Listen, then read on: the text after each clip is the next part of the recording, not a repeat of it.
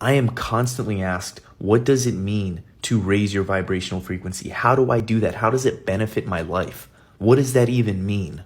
We watch these anime shows where these characters are powering up and they're channeling their energy. That is not how it works in this system. The way it works in this system is your awareness. Your awareness literally dictates how powerful you are. And the only way, I promise you, to increase your awareness is to broaden your perspective.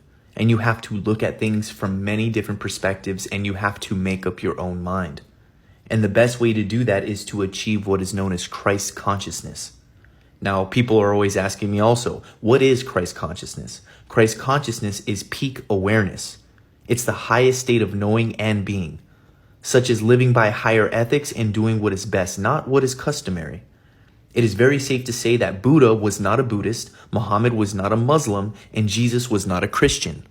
In fact, they all taught love and enlightenment, and that is their true role in these stories.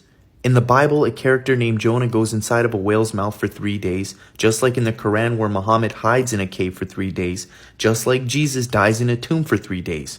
It's a metaphor of going within oneself, purging the negative energies from one's mind and bringing the dark night of the soul to the light of day. Enlightenment means lighten the mind. Our school system makes us left brain dominant.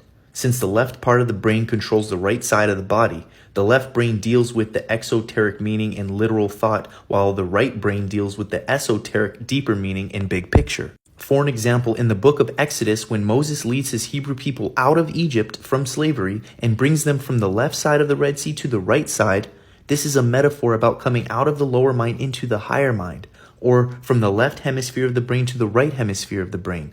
In John 21:6, Jesus tells the people in the boat that the reason they have no luck catching any fish is because they haven't casted their nets on the right side of the boat. It is a metaphor about bringing your awareness to the right hemisphere and activating trillions of dormant DNA cells in the brain.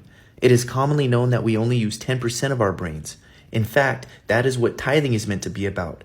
In today's society, tithing is when churchgoers give 10% of their money to a church by passing around a basket, when in fact giving 10% is referring to the 10% of our brains that we use, which operates all in the left hemisphere. We are supposed to give 10% of our left hemisphere to our right hemisphere, so that way we can go back to being our full potential.